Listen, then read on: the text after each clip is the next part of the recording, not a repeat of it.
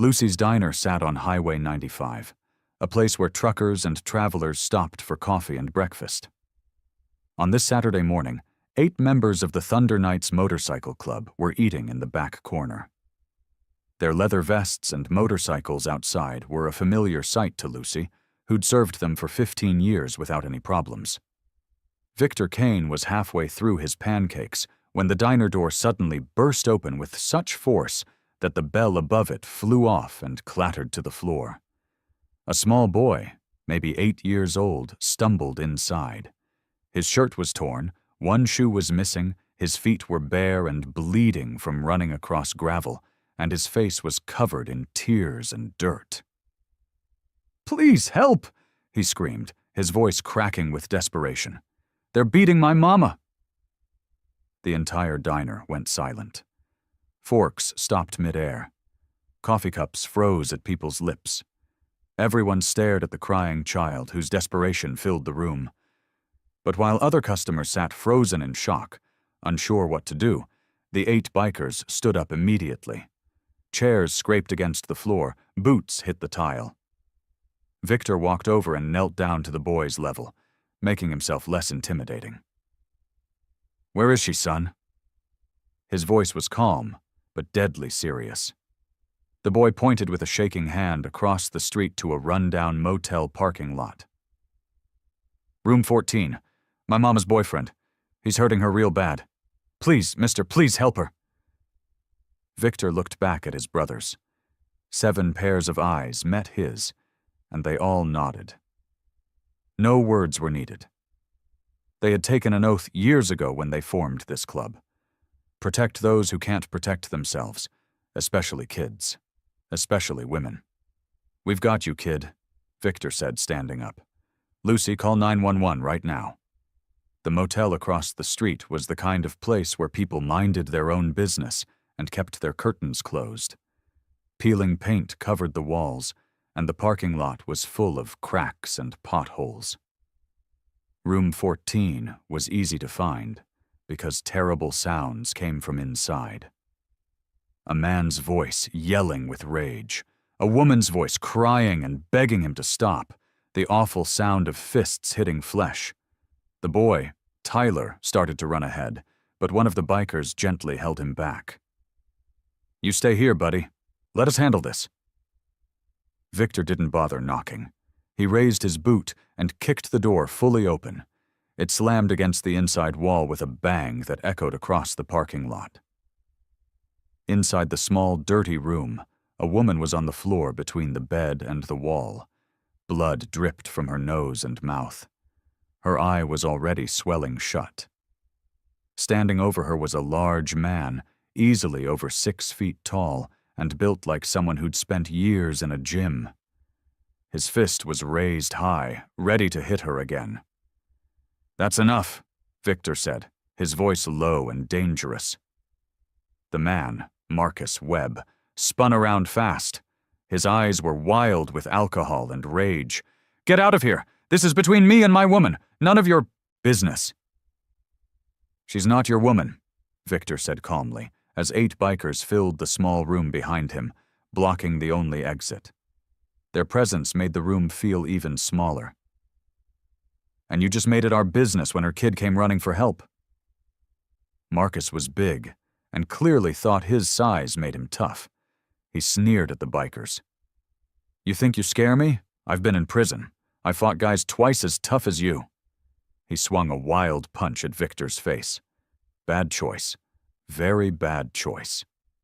Before we continue this story, tell us where in the world you're watching from. Also, please subscribe to the channel. It will help us bring you more inspiring stories every day. Victor caught Marcus's fist in midair, twisted the arm with practiced precision, and slammed Marcus face first into the wall. One clean, efficient move. Marcus dropped to his knees, dazed and confused about what just happened. 2 bikers immediately grabbed Marcus's arms and held him down. Another biker, a man named Riggs, who used to be an army medic in Afghanistan, rushed over to check on the woman. "Ma'am, can you hear me? Where does it hurt the worst?" Riggs asked gently, his trained eyes scanning her injuries. "My ribs," she gasped, struggling to breathe. "He kicked me there. And Tyler. Where's Tyler? Where's my son?" "Right here, Mama." The boy pushed past Snake, the biker who'd been holding him back, and threw himself at his mother. He wrapped his small arms around her as carefully as he could, crying harder now. "I got help, Mama. The bikers came. You're safe now. You're safe." The woman, Rebecca Martinez, held her son tight with one arm despite the terrible pain shooting through her body. Tears streamed down her bruised face as she looked up at Victor with her one good eye. "Thank you," she whispered. "Thank you so much. He would have killed me this time. I know he would have." Victor nodded once, his jaw tight. "Not today. Not ever again." Within minutes, the sound of sirens filled the air. Sheriff Tom Cruise pulled up in his patrol car with an ambulance right behind him. Cruise was a good man who knew the Thunder Knights well. They did charity rides every year, helped with toy drives for kids at Christmas, and never caused any trouble in his county. "What happened here, Victor?" the sheriff asked, surveying the scene with experienced eyes. "Kid ran into Lucy's diner crying for help," Victor explained simply. "Said his mama's boyfriend was beating her. We found Marcus here doing exactly that. We stopped him. That's the whole story." The sheriff looked at Marcus, still being held by two bikers, then at Rebecca being carefully loaded onto a stretcher by paramedics. Tyler refused to let go of her hand and climbed into the ambulance with her. Cruise had responded to calls about Marcus Webb before. 3 times in the past 6 months, actually. Each time, Rebecca had been too scared to press charges. "Rebecca," the sheriff said gently, "do you want to press charges? This time?" Rebecca looked at Marcus, who was glaring at her with pure hatred burning in his bloodshot eyes. Then she looked at the wall of bikers standing between her and danger. 8 men she didn't even know who had risked themselves to save her. "Yes," she said, and her voice was stronger than it had been in months. "I want to press charges. For everything he's done." The sheriff smiled grimly. "Good. Marcus Webb, you're under arrest for assault, battery, and about 6 other charges I'll think of on the way to the station." As Marcus was hauled away in handcuffs, still struggling against the officers, he shouted back at Rebecca with venom in his voice. "I'll be out tomorrow. I'll make bail and I'll find you. You can't hide from me." "No," Victor said quietly, stepping between Marcus and the ambulance. "You won't." That evening, Victor and 2 of his brothers visited the county hospital. They found Rebecca in a room on the 3rd floor. Tyler was curled up beside her on the narrow hospital bed, both of them sleeping peacefully. Probably the first real rest either of them had gotten in months. The first sleep without fear. A nurse named Angela approached them quietly in the hallway. "You're the bikers who saved her, aren't you?" "We helped," Victor said, feeling uncomfortable with being called a hero. Angela's eyes were fierce with emotion. "She told me everything while we were treating her. That monster has been terrorizing her for 8 months straight. She tried to leave him twice before. Both times he found her and beat her even worse. She was running out of options, running out of hope." "She's got options now," Victor said firmly. "She's got hope now, too." When Rebecca finally woke up an hour later, she immediately started crying again. But not from physical pain. It was relief mixed with fear. "He'll make bail," she said, her voice shaking. "He always does. His brother owns a bail bonds company. He'll be out by tomorrow morning and he knows where I live. He knows where I work. He knows everything about me." Victor pulled up a chair and sat down beside her bed. "Not this time. And even if he somehow does get out, I promise you, he'll have to go through all of us first. And we don't plan on moving." "I don't understand," Rebecca said, confusion mixing with gratitude. "Why are you doing this for us? You don't even know who we are." Victor glanced at Tyler, still sleeping peacefully beside his mother. Your boy had real courage today. He could have frozen. He could have hidden. Instead, he ran for help. That took guts. Can't walk away from courage like that. The Thunder Knights called an emergency meeting at their clubhouse that same night. 23 members showed up within an hour. Word had spread fast about the motel rescue, and everyone wanted to know what happened next. Rebecca Martinez and her son Tyler need our protection, Victor explained to the group. Marcus will probably make bail within a few days. When he does, he'll come looking for them. She has no money saved up because she's been running from him for months. She has no family in this area, no safe place to go. The club president, a tough Vietnam veteran named Axel, leaned back in his chair and thought carefully. What exactly are you proposing? Full club protection. We find her a safe apartment, help her get back on her feet financially, and we make damn sure Marcus understands that touching her again means dealing with all of us. One member, a younger guy named Spike, objected.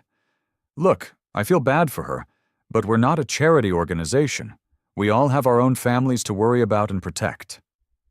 That little boy ran to us, Victor said, his voice sharp and firm. When he was terrified and desperate, he looked at us and saw help. He trusted us when everyone else in that diner just sat there and did nothing. We answered his call. We can't betray that trust now by walking away. Axel studied Victor's face for a long moment, then looked around the room at the other members. The Thunder Knights had always had a code, a set of rules they lived by. Protect the vulnerable, especially women and kids trying to escape abuse. It's what separated them from criminal motorcycle gangs. It's what gave them respect in their community. Motion passes, Axel finally said. Victor, you're the point man on this operation. Figure out what they need and make it happen. By Monday morning, the rescue had hit every local news channel. Bikers Save Woman from Brutal Assault played on repeat. The diner's security footage showed Tyler running in desperately, showed the bikers' immediate response without hesitation, showed them emerging from the motel with Rebecca safely away from her attacker. Public perception of the Thunder Knights shifted overnight. These weren't the dangerous outlaws people sometimes imagined when they saw motorcycle clubs. They were men who'd stopped for Saturday breakfast and ended up saving lives. Lucy started a fundraiser right there at the diner. She put a jar on the counter with Tyler's crayon drawing taped to it.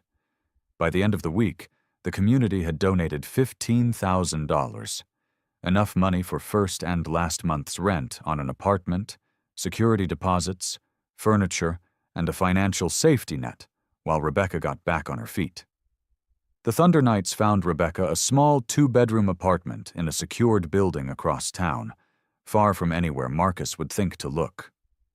They installed extra deadbolts on the door, gave her emergency contact numbers for all 23 members, and made it crystal clear to everyone, if Marcus or anyone else threatened this woman or her son, 40 bikers would respond immediately. Tyler drew a picture for each biker using his crayons, images of motorcycles and stick figure heroes with big smiles. He gave Victor's drawing to him personally. It showed a tall man in black leather vest helping a small boy in a red shirt. "Thank you," was spelled out in shaky letters across the top. Victor, a tough man who'd seen combat in Iraq and 20 hard years on the road, felt his eyes sting with tears. He cleared his throat. "This is going on my refrigerator at home, kid. Right where I can see it every single day." 4 days later, exactly as Rebecca had predicted, Marcus made bail. His brother paid the bond company, and Marcus walked out of jail at 8 in the morning. But when he tried to find Rebecca, he hit walls everywhere he turned. Her old apartment was empty.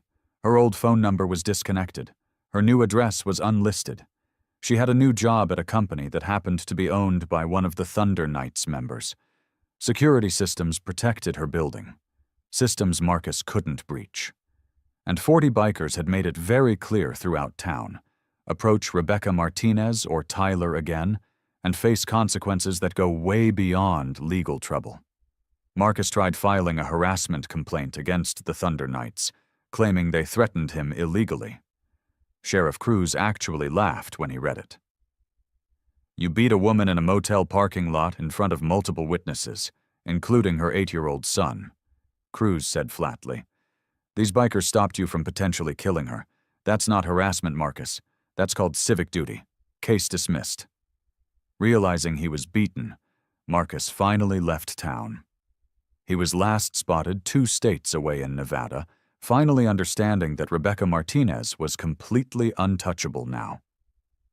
Rebecca got a job as a waitress at Lucy's Diner, the exact place where her salvation had begun.